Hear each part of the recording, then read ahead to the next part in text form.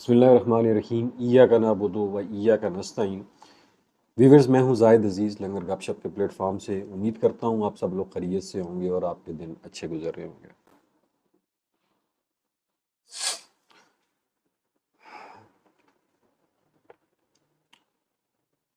तबीयत कोई आज गड़बड़ है दोस्तों, लेकिन कोशिश करते हैं कि आप तक जो लेटेस्ट अपडेट हैं वो पहुंचाई जाएं। काफ़ी सारे लोग इंतज़ार भी कर रहे होंगे, स्पेशली जो पिछले 3 दिन होता रहा पाकिस्तान के अंदर जो पीटीआई का एहतजाज था और गंडापुर की जो अगवा था।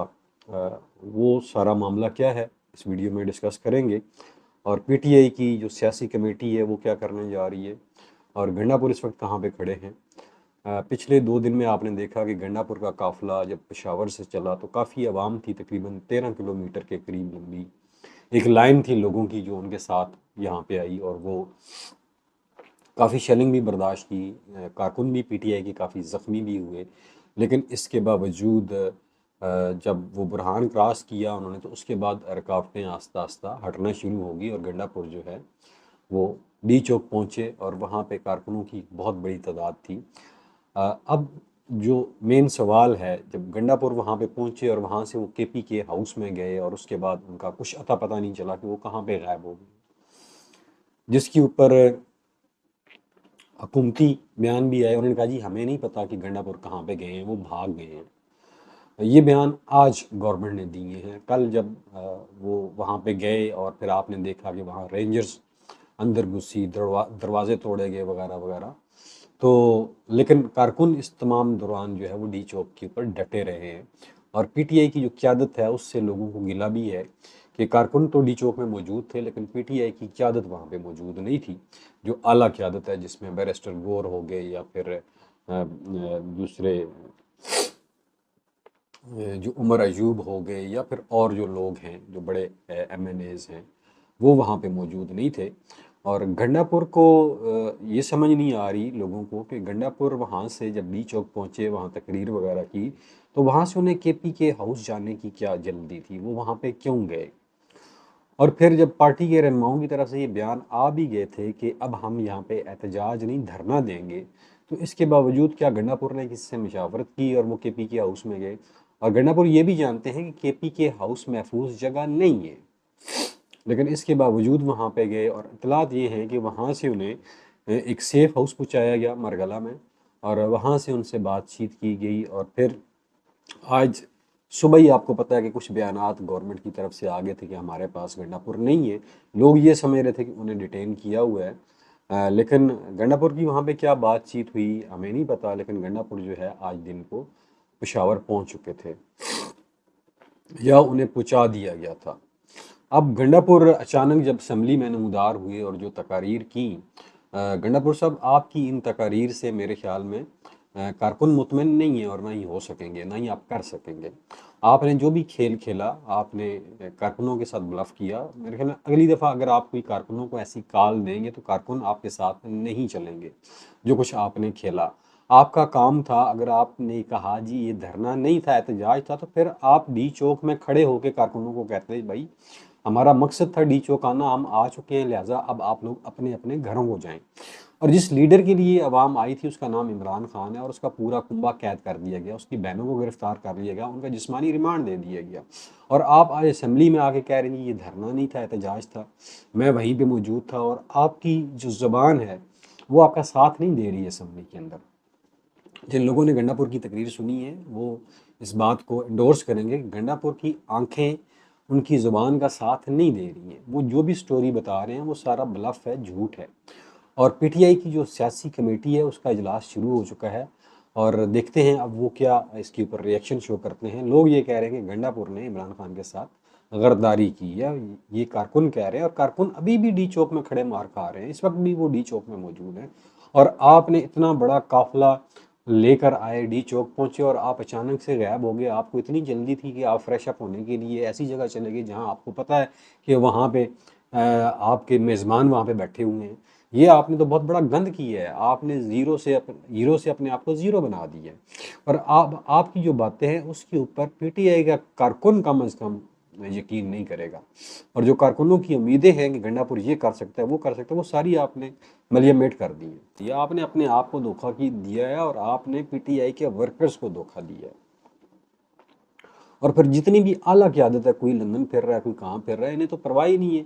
क्या ये जो आवाम है ये किस लिए निकली है? क्या आप लोगों को ये एमएनए इन्होंने बनाया, एमपीए बनाया, वज़ीर आला बनाया, क्या आप पर्क एंड प्रिविलेजेस एंजॉय करेंगे और लोग जो है वो मारे खाते रहेंगे और उनको कोई लीड करने वाला वहाँ पे नहीं है? इस्लामाबाद में कारकुन बेयारों मददगार पड़े हुए हैं, उन्हें जो है वो पुलिस जो है शेल का मार रही है, गिरफ्तार कर रही है, उन्हें फेंटी लगाई जा रही है, और आप जो है आज अचानक असम्बली में वारद हो गए हैं।